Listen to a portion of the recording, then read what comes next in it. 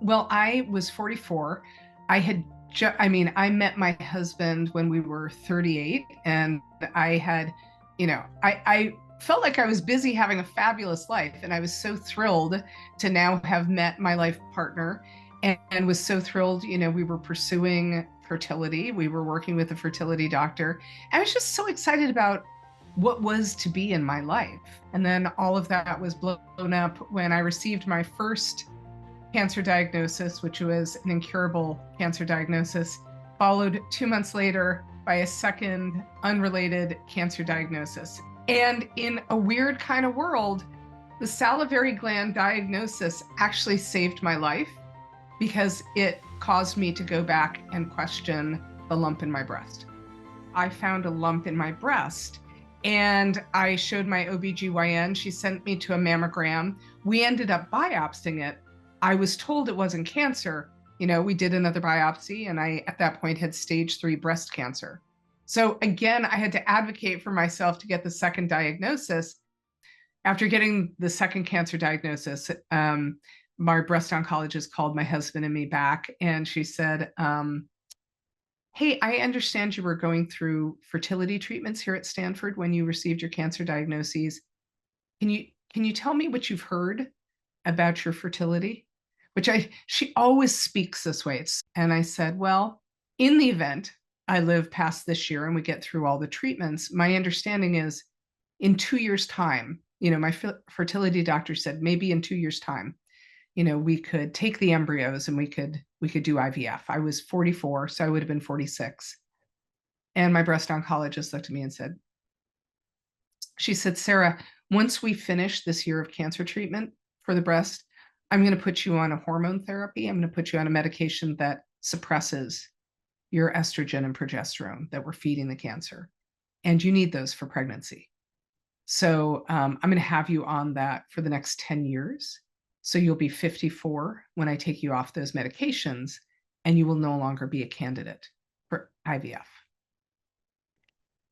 And so she told me that. And then I looked over at my husband, and he just had tears welling up. And he just said, it's too much. It's too much. And it's, Stephanie, the thing he and I often talk about, like, we were pretty sure I was going to die.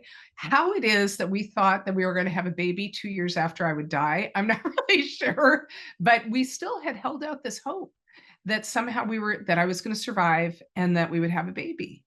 And then to be told, hey, you have not one, but two cancers, and sorry, you will not be able to carry a baby, was just pretty devastating for us. But the great news was two years after we finished cancer treatments, and I was feeling kind of optimistic that I might live. I went back to see, I went back for my 2-year check-in with my oncologist, and I told her, hey, we're feeling bullish, and we're looking into surrogates for the embryos that we have on ice. And she said, Sarah, I'm so glad you remind me of this and you bring this up again. She's like, because there's just been a study done in Europe on Belgian and German women who have had breast cancer, who willfully took themselves off the same medication that you're on. They got pregnant and had babies and then went back on their medications, and we haven't seen higher incidence of recurrence. So if you want to have a baby, let's do it. And so that was, pretty amazing news, absolutely amazing news. I went home to tell my husband, and he was like, I don't think this is a good idea. And I was like, are you kidding me? We've just been told we can have a baby. He said, but can they guarantee that your cancer won't come back? I was like, sweetie, we never have a guarantee that either of these cancers won't come back. We never have that guarantee. So really the question is, how do we want to live our lives knowing that? And I said, and I want to have a baby. I want to experience that. So we did IVF, and miracle of miracles, I got pregnant. And at 48, I had a little baby girl. I mean, I imagine that was, I don't want to put words in your mouth. I imagine that was probably one of the toughest times for you and for your husband. How did you get through that time in that moment when it was like, is anything going to be good for me? Yeah, and we weren't sure anything was going to be good. Uh, it was just one foot in front of the other. And I'm going to sound very much like somebody who does meditation, but I focused on breathing. I mean, it was just like you just had to breathe through the whole thing, right? I think about when when I find myself getting sad and convinced that I'm going to start crying, the only way I can stop is by doing, you just have to kind of breathe through it. Um, so we just focused on the everyday, and I just went through the treatments as I could, and we just weren't sure what it would be. But as we went in my treatments, my breast oncologist was saying to me, the chemo is doing everything we need it to. Your tumor is breaking down. And then once we had, it had been removed twice. And I did the radiation. She said, I think we're good here. I think we're good here. And so it started to feel like the future could be bright again. Kind of went from, life was very black and white for a while there, and it went back to technicolor.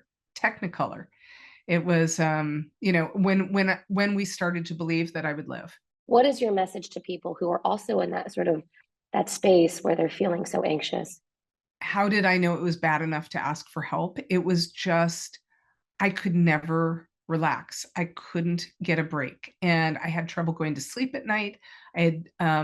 I woke up early. I am, some people, when they are stressed out, they go to sleep. I am the opposite. I stop sleeping. So I wasn't getting rest. And, then you get into a spiral because you're exhausted all the time and you're crying all the time. And I just said, I need a break from this.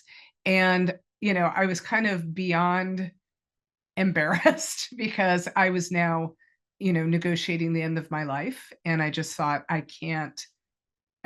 don't want to be this stressed out during this. So, my advice for people is, like, you have to take care of you, just like you would a child who you want to protect and support and nurture. And when you note that they are in pain and you want to alleviate that pain, you need to do the same for yourself.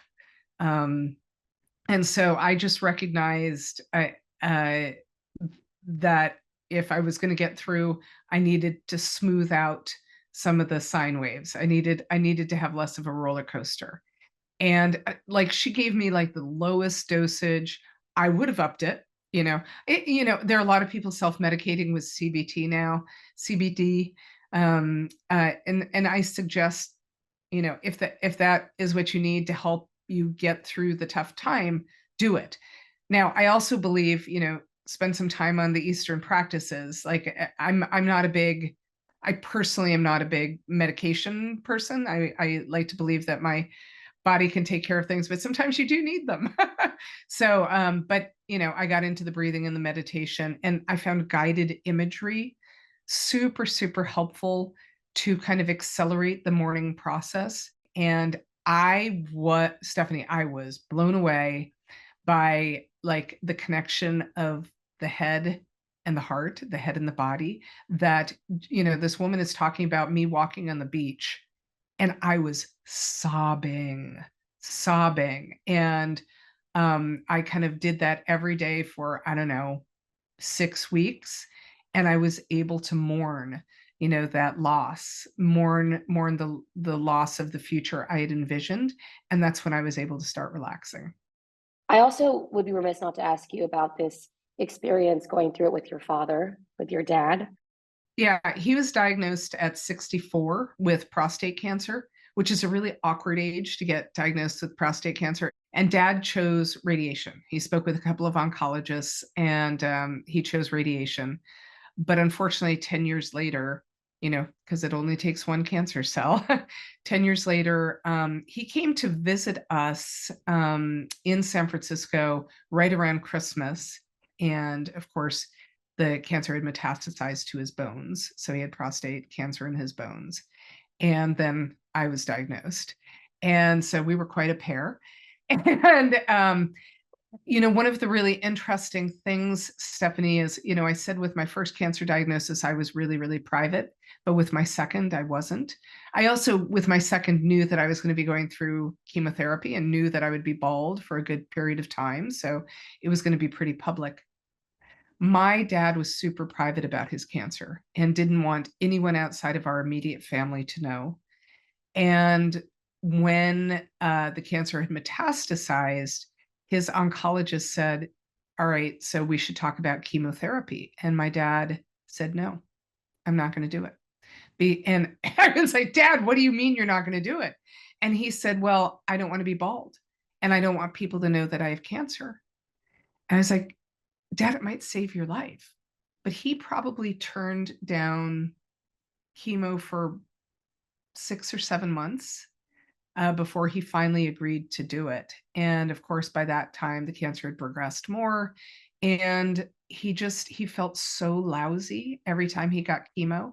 Like he went from, playing singles tennis to not being able to, walk around the circumference of his house. And he was using a walker, just feeling lousy all the time. And so eventually he stopped the chemo as well because he just said, with the time that I have left, I don't want to feel lousy all the time. Going through two diagnoses at one time and one being super rare. But then on top of that, being a caregiver to your dad, who's also going through cancer, and I say caregiver in that, you're a loved one and you're there and you're, trying to support him. What was that like? I know you'd mentioned it was almost like more bonding, but just in its entirety, holistically, what was that experience like? Yeah. And to be clear, I was still living in Northern California and he was in Southern California. So, but I would go visit. I wasn't working. I was on long-term disability. So I could do my chemo and then fly down south to spend a couple of days with him, which I was prioritizing. Like that was super important. Um, what was really remarkable was kind of the change in our conversations. We could just have much more open conversations, both about the failings of our bodies, but also, how we were feeling about our mortality. And I don't think he was having those conversations with my mom.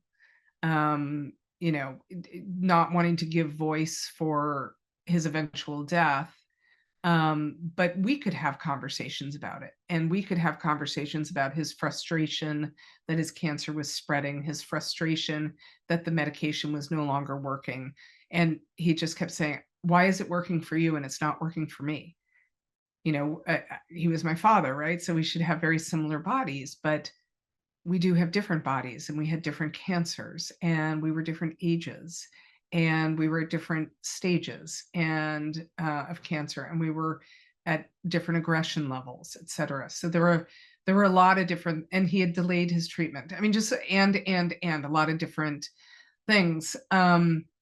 So it was kind of remarkable to go through and make different decisions than someone that I love, like his decisions on chemo, his decision to delay. And I had to do a lot of accepting that we were doing cancer differently and that it wasn't up to me to tell him how to do it. And I learned the hard way because, and I didn't talk about this in the book, but um, one of the things I suggested for him, because he was having some heart issues as well. And I said to him, "Well, your doctors are coordinating your care, right? Your oncologist is talking to your cardiologist, right?" And he said, "I don't know." And I said, "Well, doesn't it seem like they should know about the medications that one another are giving and et cetera?" And I told him about the concept of a patient advocate. I said, a lot of medical centers have something called a patient advocate who can go with you to all of your appointments and help coordinate your care. And Stephanie, my father was furious with me for suggesting that. How dare you question my doctors? If I were to bring somebody else into the room, that would be so disrespectful to the doctors. Who am I to question their care? And I was like, I don't know. I was misdiagnosed. I could have died. I understand that doctors are human. and they make mistakes. And, I would bring out anyone and everyone who could advocate for me. And so very different approaches. And I had to get comfortable with the fact that his approach was different than mine. And that was his right. That was his right. I said to him, I want you to do chemo because I want you to be here as long as you can be here because I'm afraid of being without my dad. But, I don't wish that sickness on you. I don't wish that shame that you think you're going to have. I don't want any of that for you. And you get to make the choice. Wow. I mean, what you described there is that quintessential generation difference in that culture. And there has been a paradigm shift from doctor knows best with a lot of the older, generations for sure. And like you said, your dad saying that's disrespectful. I don't want to, and not wanting to be a problematic patient or rude versus I think there's a lot more acceptance now that it's, medical opinions. They're experts to some degree, but as you said in the very beginning, Sarah, no one is as worried about your own health as you are ever. So the Cancer Channel, I know there's so many things and messages in there, but for whom is this? And what do you hope people will walk away after they set that book down? What do you hope they're going to be walking away with?